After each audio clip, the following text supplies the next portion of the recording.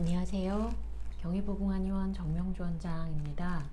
오늘은 많은 분들이 자주 물어보시는 부정출혈에 대해서 간단히 얘기를 해볼까 합니다. 생리 주기가 아닌데 출혈이 보이면 좀 당황스럽죠. 그것도 소량의 갈색으로 묻어나는 출혈에서부터 상당히 많은 양의 지속적인 출혈까지 출혈 양상은 상당히 다양해요.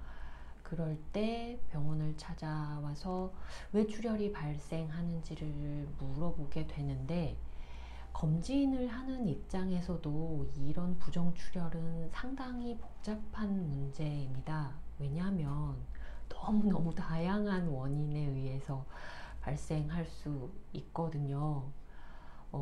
이런 부정출혈, 의학적으로는 비정상 자궁출혈이라고 얘기를 하는데, 이 부정출혈을 구분하는 데 있어서 가장 큰 간별점은 출혈을 유발하는 기질적인 질환이 있는지 여부입니다. 그 말은 곧 이 출혈이 배란과 관련이 있는지가 이제 중요하게 되는데요. 배란이 정상적으로 이루어졌는데 출혈이 일어나는 경우랑, 또 배란이 정상적으로 이루어지지 않으면서 출혈이 일어나는 경우를 나눠서 생각해야 하는 것입니다. 그렇다면 배란이 어떻게 됐는지에 대해서 이제 좀 알아야 될 텐데요. 이전에 다낭성 난소 증후군과 배란 장애에 대한 이야기를 하면서 좀 어려운 그림도 보여드리고 이렇게 설명을 좀 길게 하기는 했었는데, 궁금하시면 그 내용을 한번 참고를 해서 복습을 해보시는 것도 괜찮고, 아니면 블로그에 내용이 적어져 있기도 하니까 참고해 보시면 좋을 것 같기는 해요. 즉 이제 배란이 정상적으로 이루어졌음에도 배란과 무관하게 출혈을 유발을 하는 기질적인 질환이 있는 경우랑, 배란이 잘 이루어지지 않으면서 발생하는 무배란성 출혈인 기능성 자궁출혈, 이렇게 좀 나눠서 생각을 해볼 수가 있거든요. 왜냐하면 그러니까 배란에 대한 설명을 한 내용에서 보시면 좀 더 자세히 알 수는 있을 텐데, 배란은 월경 주기에 있어서 호르몬 변화를 가장 크게 유발하고, 그 호르몬으로 인해서 자궁 내막의 상태가 변화가 되어서 다양한 출혈의 양상을 만들어낼 수 있기 때문입니다.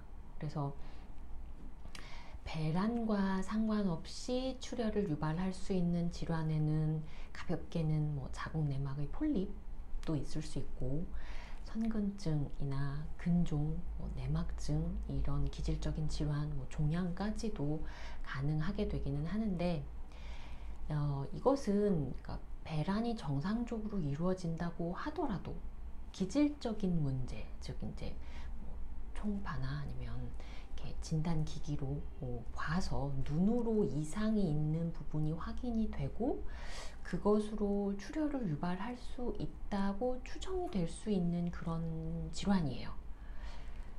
예를 들어서 자궁 내막에 폴립이 있으면 정상적으로 배란이 되고 월경 주기가 진행되는 동안에 호르몬 변화 없이도 생리 주기가 아니어도 출혈이 유발될 수 있겠죠. 자궁 내막을 자극하는 위치의 근종이나 또는 성근증이 있어도 출혈이 생길 수 있을 테고요. 이런 종류의 출혈은 판단하기가 조금은 쉬운 범주에 속합니다. 반면에 기능성 자궁 출혈은 출혈을 유발할 만한 기질적인 문제가 없어요. 그런 없는 상태에서 발생하는 출혈입니다. 보통 산부인과에서 호르몬 때문에 생겨요 라는 내분비 문제로 발생을 하는 경우가 많습니다.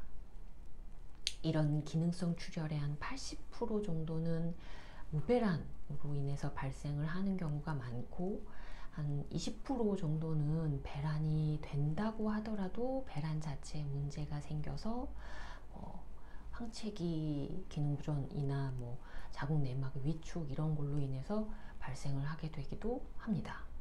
그래서 이제 그거를 경향성을 구분을 해보자면 이제 제일 표로 요약을 하면 서로 비교가 되기가 좀 쉬울 것 같은데요.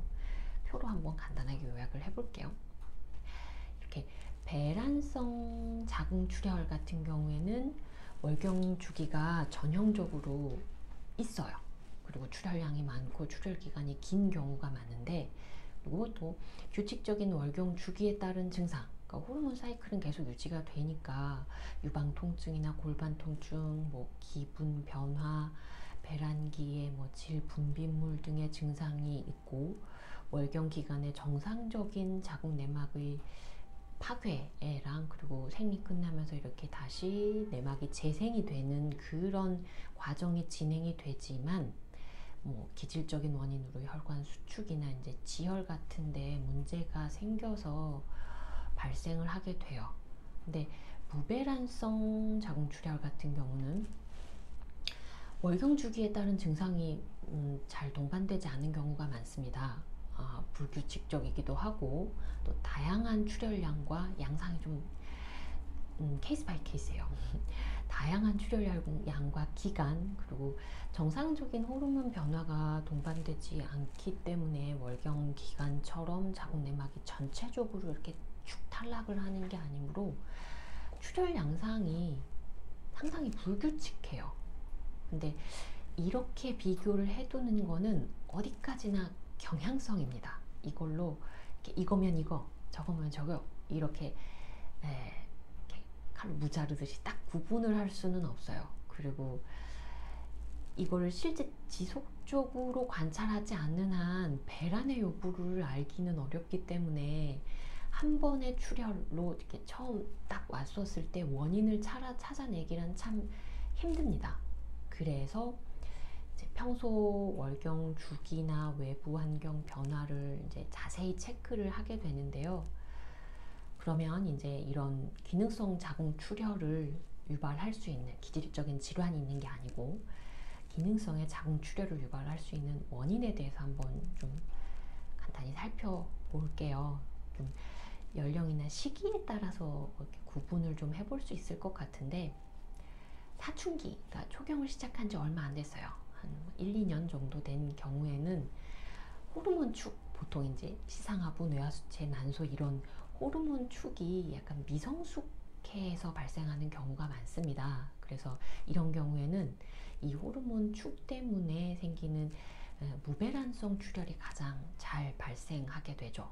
그리고 또 다낭성 난소증후군 좀 제일 많은 경우에 해당하기는 하는데, 다낭성 난소증후군에 대해서는 이제 그 질환에 대해서 설명하면서 여러 차례 얘기를 드리기는 했는데, 궁극적으로 다낭성 난소증후군은 배란이 안 되는 배란장애이기 때문에 무배란성으로 불규칙적인 출혈이 반복되는 경우가 많겠죠. 무월경도 마찬가지이기도 하고요.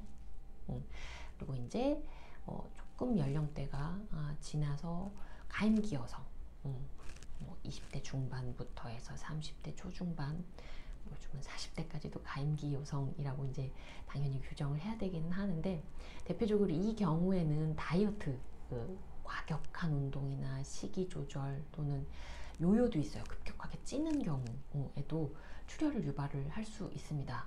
그리고 그것 말고도 극심한 스트레스나 수면 부족 등의 생활 변화로도 기능성 자궁 출혈은 유발이 됩니다. 그리고 치료를 위한 주사 제제나 약물 복용으로도 출혈이 유발되는 경우가 있으니 좀 체크를 해봐야 돼요. 보통 허리나 뭐 골반 이런 데 스테로이드제가 포함된 통증 클리닉 같은 데에서 스테로이드제가 포함된 주사 제제를 좀 맞고서 출혈을 유발하시는 분들도 좀 있거든요. 그리고 요즘은 건강기능식품에 여성 호르몬 관련된 성분이 추가된 경우도 많아서 꼭 체크를 해야 되는 경우가 많습니다. 뭐 콜라겐이나 단백질 보조제 이런 것들에도 이렇게 추가가 되어 있는 경우들이 있어서 잘 체크를 해봐야 돼요. 그 외에도 뭐 조기 난소 기능 부전이나 뭐 자궁 난소 이외의 전신적인 질환으로도 출혈은 유발될 수 있어서 다른 요인이 없는 경우 좀 이렇게 꼼꼼하게 살펴봐야 되는 때가 많아요. 여러 가지 요인들이 다양하게 작용을 할 수 있으니까 그렇겠죠. 그리고 이제 연령이 조금은 더 지나서 갱년기인 경우, 이제 보통 연령별 기능성 자궁 출혈의 발생 빈도를 보면 45세 이상의 여성에게서 50% 정도가 발생을 하게 됩니다. 주로 이제 이 시기에는, 갱년기에는 난소 기능이 저하되면서 폐경으로 이행하는 과정에서 나타나는 출혈인 경우가 많은데요. 혹시라도 이게 다른 질환이 병행되는 경우도 있어서 이 시기에는 좀 주의 깊게 살펴야 하는 경우가 많습니다. 갱년기여서 부정출혈이 생길 수도 있겠으나 갱년기여서 다른 질환이 병행이 되는 경우들도 있기 때문이거든요.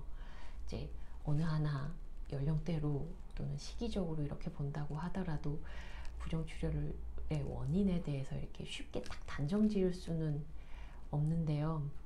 이게 너무 막 찔끔찔끔 묻어나는 수준이라 신경을 써야 하나 말아야 하나, 이게 출혈인가 아닌가, 그런 정도의 수준에서부터 한 달 내내 지속되는 뭐 많은 양의 출혈까지 모두 이렇게 비정상 자궁출혈, 부정출혈이라고 이렇게 뭉뚱그려서 얘기를 할 수는 있겠습니다만은 주의 깊게 살펴야 하는 경우도 좀 많아요. 그래서 출혈의 정도나 기간, 뭐 신체 증상만으로 단정 지어 버리기에는 조심스러운 증상이 아닐 수는 없어요. 특히나 이렇게 온라인상으로 제 출혈이 이런데 왜 생기는 거예요? 뭐가 원인인지 알 수 있을까요? 이렇게 물어보면 정말 답변하기가 어려워져요. 이 원인 또한 이렇게 쉽게 찾을 수 있는 게 아닌지라 본인의 월경 주기, 출혈 날짜, 뭐 양, 그리고 신체 상태, 뭐 환경 변화, 식사, 운동, 이런 것까지 종합적으로 판단을 해야 되는 경우도 있거든요. 그래서 사실 내원을 해서 정말 꼼꼼하게 챙겨서 체크해가지고 오시는 분들일수록 훨씬 더 그거에 본인 상태에 맞게 얘기를 해드릴 수가 있어요.